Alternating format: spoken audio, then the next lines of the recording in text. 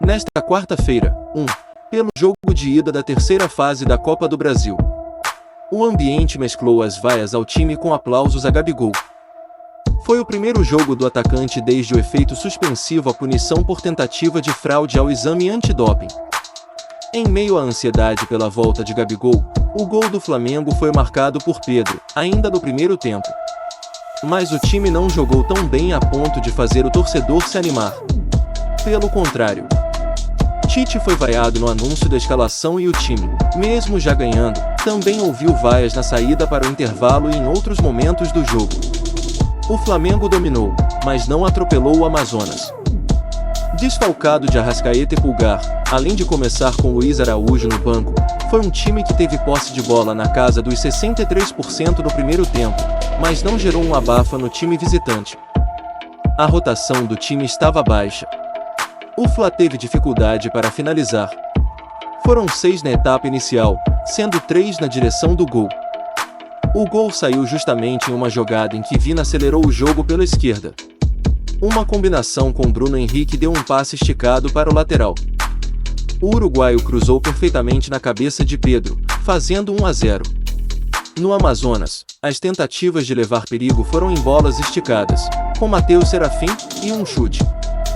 Tite fez o sinal para que ele entrasse aos 14 minutos.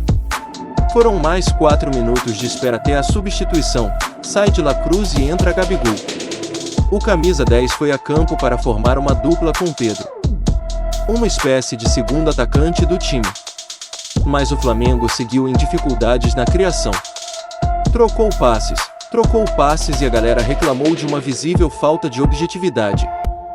Ao fim, a torcida se satisfez mais por ver Gabigol de volta do que pelo conjunto da obra que o Flamengo apresentou. Alguns chegaram a xingar Tite. Pelo menos o Fla voltou a vencer após 3 tropeços seguidos, sendo 2 derrotas. Mas está longe de afastar a desconfiança e a pressão sobre o técnico e o time. A partida foi marcada pelo retorno do atacante Gabigol, que conseguiu o efeito suspensivo por tentativa de fraude antidoping. O jogador foi relacionado pela primeira vez após o ocorrido. Antes de entrar em campo, Gabigol ajoelhou-se, fez uma oração e entrou em campo. Virou-se, bateu palmas para a torcida, levou a mão ao peito e mandou beijos. A entrada dos reservas foi mais comemorada do que a aparição dos titulares.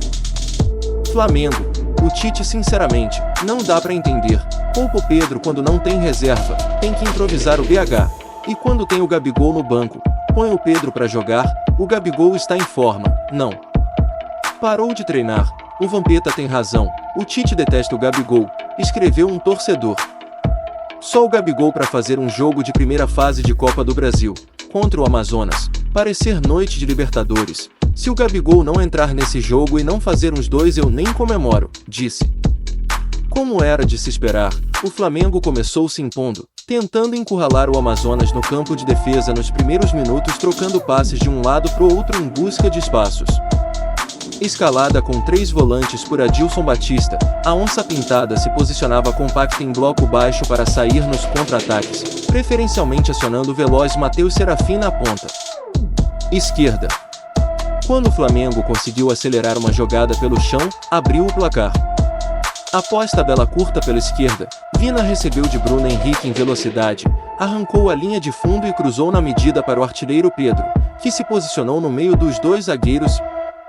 Testou com firmeza para o fundo das redes, colocando o time da casa em vantagem aos 17 minutos.